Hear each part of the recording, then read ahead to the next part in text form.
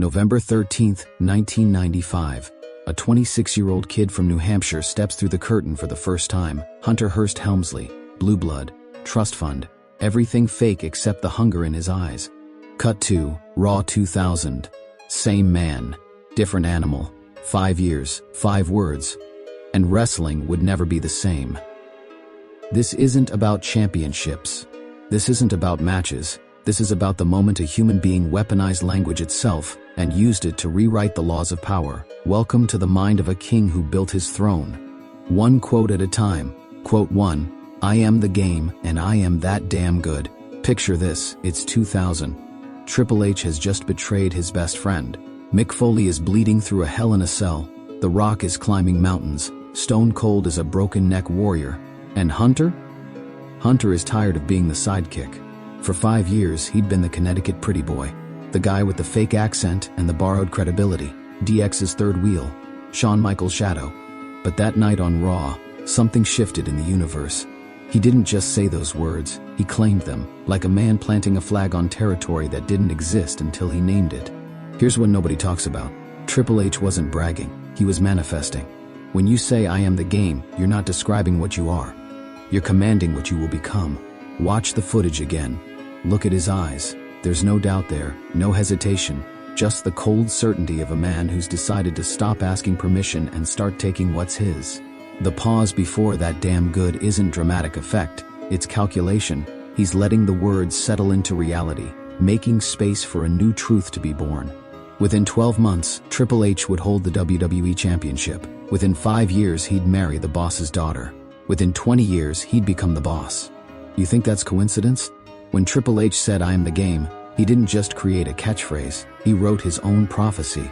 And then he spent the next 2 decades making sure it came true. The man who calls himself the game doesn't play by anyone else's rules. He is the rules. Quote 2. That's the way it's going to be, whether you like it or not. August 22, 1999. Mankind lies broken. Triple H stands over him, WWE Championship in hand, and the words come out like a death sentence being read. But here's the thing about power, it's not in the taking, it's in the telling. Most heels scream. They rage. They demand your attention like children throwing tantrums. Triple H? He speaks like a man who's already won, like destiny itself is just catching up to his decision. That line isn't a threat, it's not even a boast. It's a diagnosis. He's not telling you what he's going to do. He's telling you what reality looks like now that he's in charge. Whether you like it or not isn't cruel. It's honest. Brutally, perfectly honest. Because power doesn't require your consent, it never has. Watch how he delivers it. No raised voice, no dramatic gestures. Just the flat corporate calm of a man informing you that the weather has changed. For the next 15 years, Triple H would perfect this energy. Every betrayal, every manipulation, every corporate power play, all delivered with that same chilling certainty. He wasn't the villain because he did evil things. He was the villain because he made evil things feel inevitable. When Triple H decided something, the universe bent around his decision. And if you didn't like it, well, that was never really the point, was it? Quote 3. I am the cerebral assassin. Early 2000s. Triple H has the title. He has the power. But he needs something else, fear. Not the fear of his sledgehammer, not the fear of his pedigree, the fear of his mind. When he calls himself the cerebral assassin, he's not just describing his wrestling style. He's announcing his psychological warfare.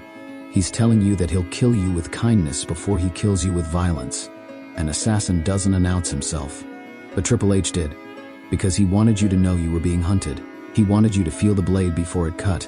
Think about his greatest feuds. Mick Foley, destroyed emotionally before physically. The Rock, mind-gamed into fury. Stone Cold, manipulated into paranoia. Shawn Michaels, betrayed so perfectly it felt like art. The cerebral assassin doesn't just beat you. He makes you beat yourself. He finds the crack in your psychology and hammers it until your whole foundation collapses. Triple H would spend the next decade proving that the most dangerous weapon in wrestling isn't a chair or a table or a sledgehammer. It's patience. It's planning. It's the ability to see 3 moves ahead while your opponent is still figuring out move 1. When Triple H called himself the cerebral assassin, he wasn't just creating a character. He was teaching a masterclass in psychological dominance. And class? Class was always in session.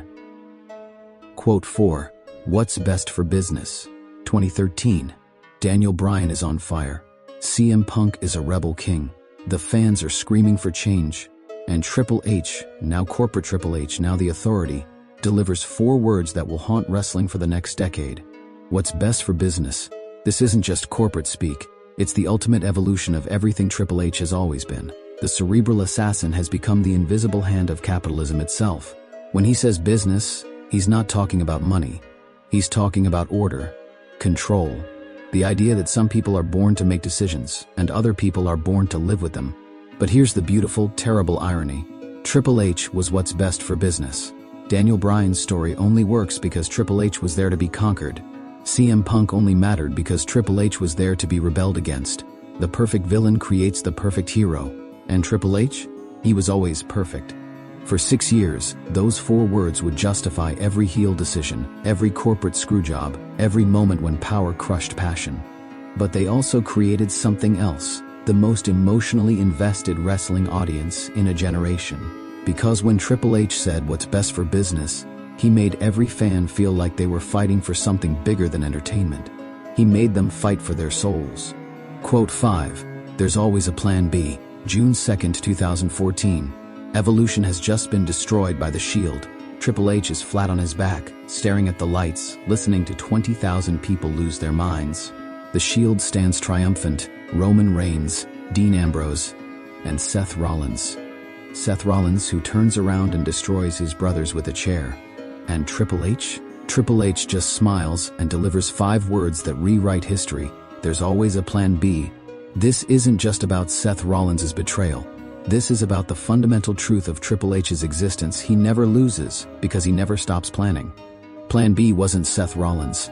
Plan B was always having a plan B. The willingness to think 3 betrayals ahead. The patience to plant seeds that won't bloom for months. The absolute certainty that if Plan A fails, you already know what Plan 2 through Plan Z look like. In 5 words, Triple H accomplished something most wrestling storylines can't manage in 5 years. He made betrayal feel inevitable, shocking, and perfectly logical all at the same time. He turned Seth Rollins into the architect. He destroyed the Shield. He created the next 5 years of WWE programming, and he did it all with 5 words and a smile.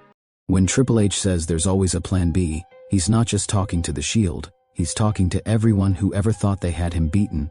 He's talking to you. 29 years, 5 quotes, 1 truth. Triple H never needed to be the loudest voice in the room, because he learned something most people never figure out. Power isn't in what you say. It's in what you make people believe. When he said, "I am the game," he wasn't describing himself. He was rewriting reality. When he said, "Whether you like it or not," he wasn't threatening you. He was teaching you how power actually works. When he called himself the cerebral assassin, he wasn't bragging. He was warning you. When he said what's best for business, he wasn't justifying his actions. He was revealing his philosophy. And when he said, "There's always a plan B," he wasn't just talking about Seth Rollins. He was talking about the fundamental difference between people who react to life and people who architect it. Triple H understood something that most wrestlers, most people, never do.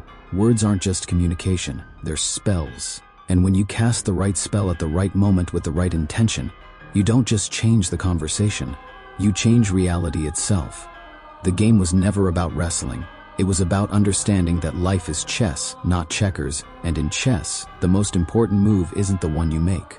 It's the one you make your opponent think you're going to make. So here's my question for you. In your life, in your career, in your dreams, are you playing the game? Or are you just being played by it? Because somewhere out there, there's a kid with a sledgehammer and a plan, looking at your throne, and they just learned that there's always a plan B. Which Triple H quote changed your perspective on power? Drop it in the comments. And if you want to dive deeper into the psychology of wrestling's greatest minds, hit that subscribe button, because the game is just getting started.